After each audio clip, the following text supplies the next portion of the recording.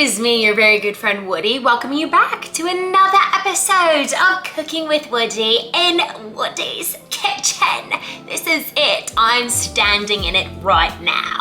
It's just me and this pan-seared branzino with tabbouleh salad on the way. Just me and the branzine and the tabbouleh. I'm gonna show you how to make this recipe step by step. Here's what's up. Before we even get ahead of ourselves, I know that when you hear the word branzino, you're immediately thinking of a full fish with the head and the tail and all of the bones. Fear not. We're gonna dive straight in with some fresh cut fillets. We're not gonna deal with the head and the tail and the bones here today. Also, if your idea of a fresh seafood meal involves shrimp, salmon, or any other type of fish, you are more than welcome to swap out what the recipe calls for with your preference. So without further ado, let's get started.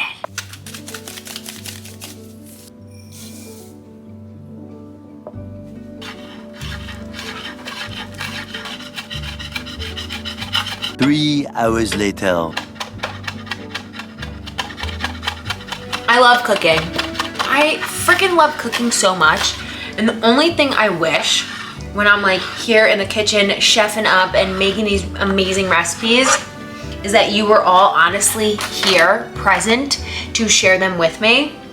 Because my favorite part about cooking is making a dish that like the crowd roars for, honestly.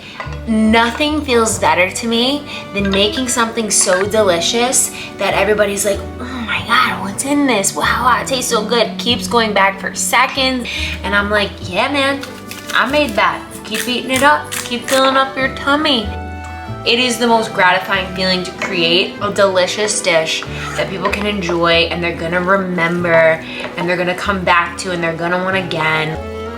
That's an act of service. That's an act of giving love that I personally thrive on. Like, love to do it. Love to cook for the people in my life.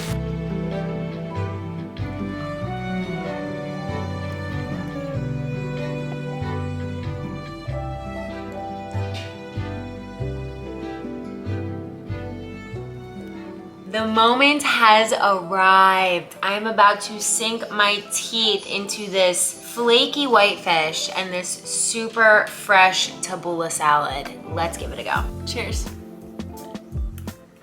It's super light. The flavors are just like overwhelming. Honestly, it's bursting with flavor. Super fragrant, extremely aromatic. Even while I was cutting them, it was filling the room. And this whitefish, all it has on it is salt and pepper, but it needs nothing else because it's that good. It's that good paired with like the lemon juice in the tabbouleh salad. Honestly, the herbs carry this for sure. When you want something light but filled with protein and carbs to keep you satiated, this is the meal you're gonna wanna make.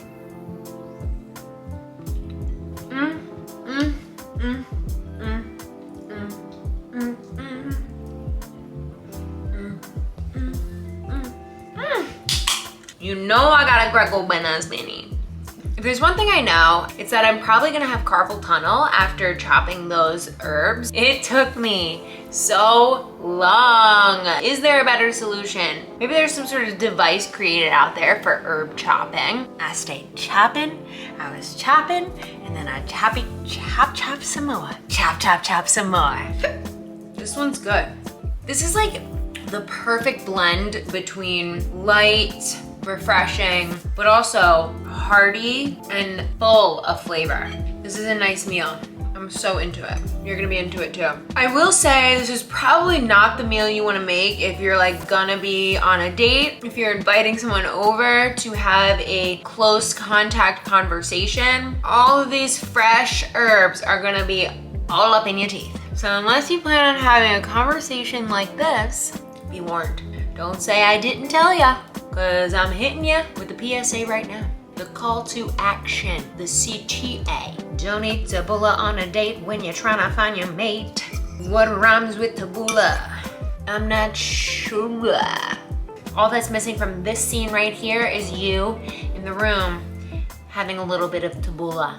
Having a little tabbouleh and whitefish, okay, in the room. You should be having tabbouleh and whitefish in the room together. Together, you should be here looking at me in the eye. We should be having a close contact conversation, looking at the green in each other's teeth, because we're talking about how good and flavorful and fragrant the tabbouleh was and how the whitefish only needed salt and pepper. Until next time, I can't wait to see ya.